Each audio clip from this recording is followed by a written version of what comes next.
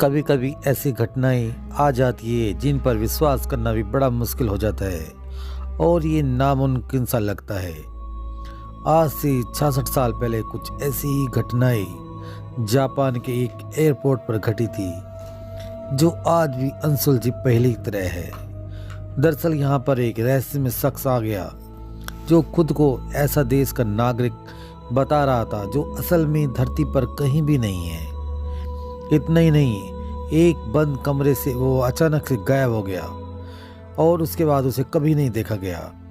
ये घटना जुलाई 1954 की है। दोपहर के 12:30 बजे थे। एक यूरोपियन विमान टोक्यो के हनेडा हवाई अड्डे पर लैंड हुआ।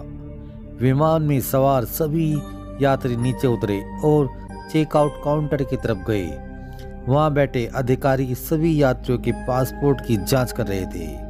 तभी उन्हें एक ऐसा यात्री मिला जिसकी पासपोर्ट को देखकर वो हैरान रह गए। यात्री के पासपोर्ट पर टारेड नाम के एक देश का नाम लिखा हुआ था।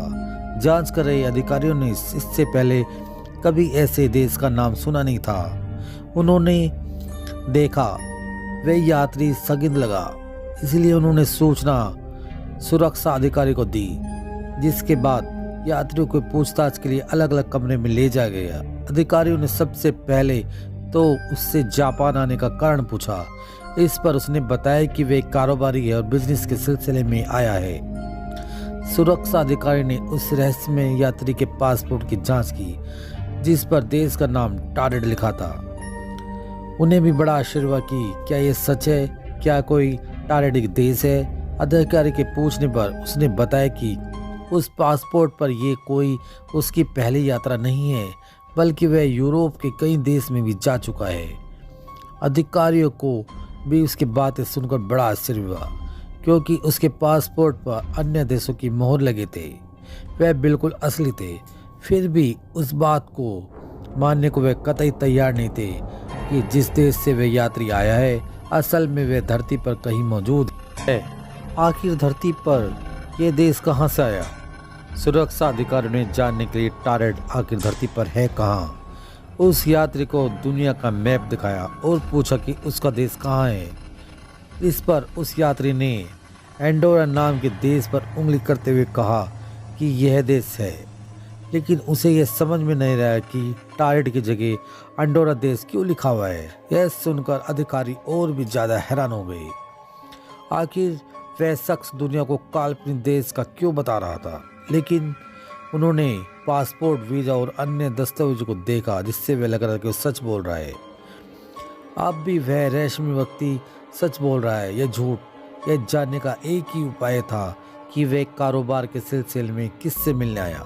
अधिकारियों के पूछने पर उसने उस कंपनी का नाम बताया जहां उसे जाना था।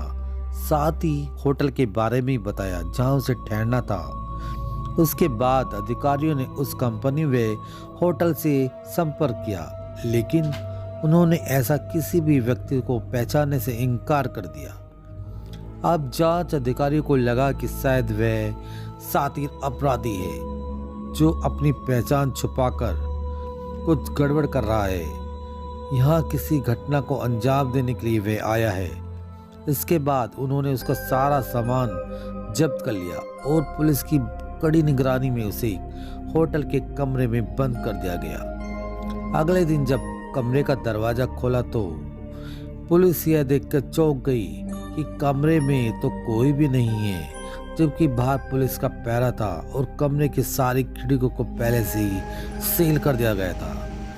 पुलिस को यह जानकर और भी ज्यादा आश्चर्य हुआ कि एयरपोर्ट का और उसके पासपोर्ट, जो वीजा व अन्य कागजात जब्त किए गए थे, वो भी गायब थे। अब किसी को यह समझ में नहीं आ रहा कि आखिर ये कैसे हुआ।